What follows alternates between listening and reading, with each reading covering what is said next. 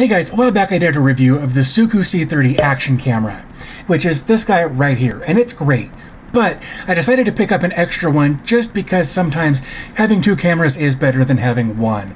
So I went ahead and got the ODRVM 30. So I've been using this camera for a few days, trying some different things out, and I thought I would just take a couple of minutes to talk about the things that I really like about the ODRVM and kind of compare and contrast that with my experience against the Suku C30. So first, let's talk about some of the features of this new camera. First off is the appearance. I really like the blue. It makes it easier to find if you're in a dark area or whatever.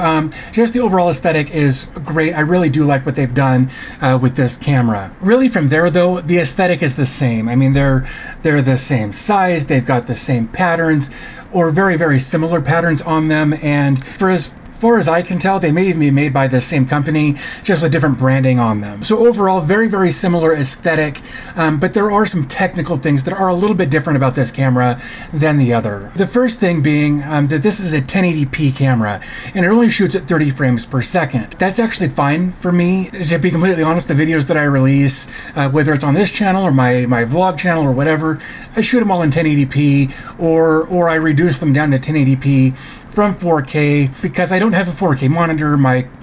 Honestly, my computer is not powerful enough to process 4K data very efficiently, so everything I do is in 1080p anyway. The one thing I will say is that this only does 1080p at 30 frames per second. I wish it would do 60. Unfortunately, this only does 30, so that's something to keep in mind if you're looking for a higher frame rate. So another thing to talk about here real quick is that this has got a set 170 degree filming angle.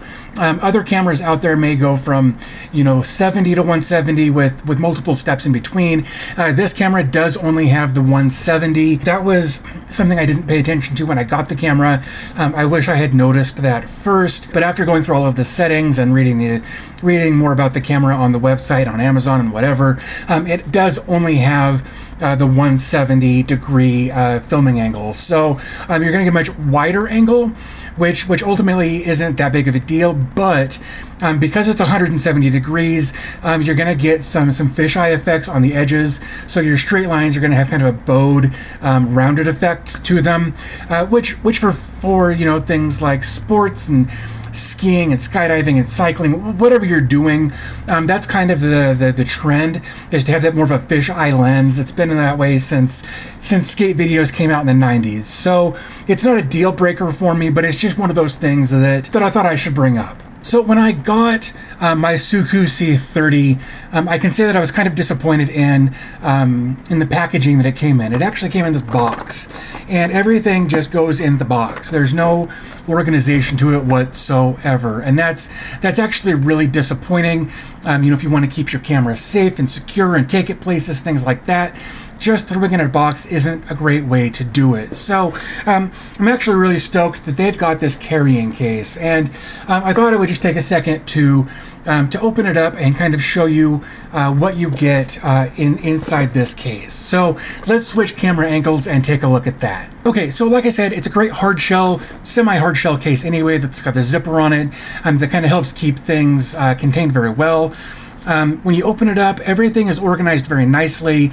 You do get a waterproof case with it, which I think is great. And what's great about this setup is you can actually store two cameras in here, where you can see that I've got the camera on the left side there. You can also just store another camera in that waterproof case. I really dig that. You're also going to get a whole bunch of different attachments to get just the right angle for whatever shot you're going for there. Here we've got just another belt clip that goes into the non-waterproof camera. So I think that's a great little addition, just to keep it on your belt and take it with you wherever you're going. And of course, we get the standard bicycle mount for that as well. We're also going to get a charging and data cable. That's very important for moving your data off of there. Some zip ties. We've also got another attachment there.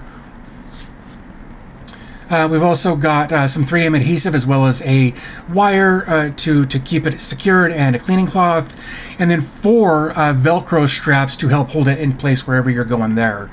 And then a couple of additional mounts for things like helmets or dashes or wherever you want to put it. You've got some of that. And then there's you know, an after-sales service card. There is also an instruction manual, but who reads that anyway? So if we take the camera out of the waterproof case, we can turn it around. We can see that it's got a mode button on the front, an up and down button on the right side over there to do things like zooming and navigation, that kind of stuff. It's also got your data port, a micro HDMI port, and an SD card or micro SD card port on the side. And then on the bottom, we've got one of the 2 included batteries to go with it.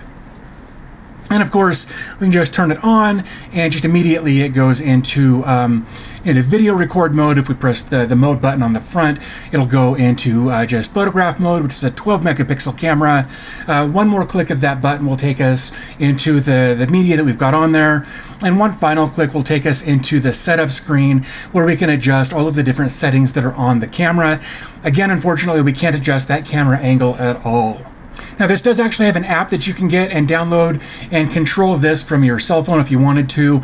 Actually works pretty well. I tested it out the other day and was pretty surprised at how responsive it was. Here you can kind of see that fisheye effect that's going on with the camera. It's not bad, but it's just something to be aware of. So of course the question is, what does it look and sound like as far as video quality is concerned? And here you go. Of course, I'm sitting at my desk. I've got some recording lights going on up here, but overall the video quality is really good. I like the way the colors pop, and the audio quality is not bad for being an action camera. So definitely worth a look here.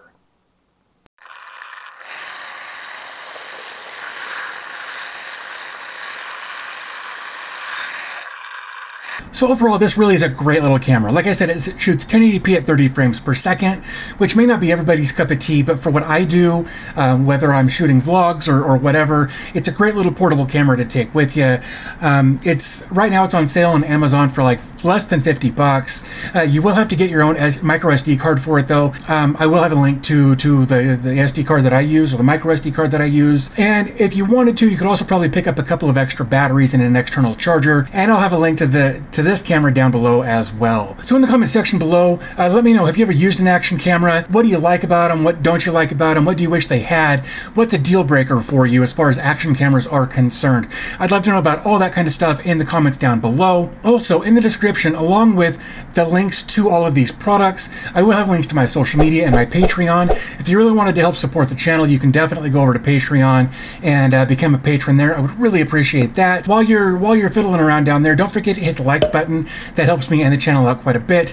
If you're new here, hit the subscribe button. I've got lots of new content coming out. Again, I'm trying to do every Tuesday and Thursday, so definitely hit the subscribe button so you can be notified when that happens. I'm going to go ahead and wrap it up here. I always appreciate when you watch my videos, and I'll talk to you in the next one.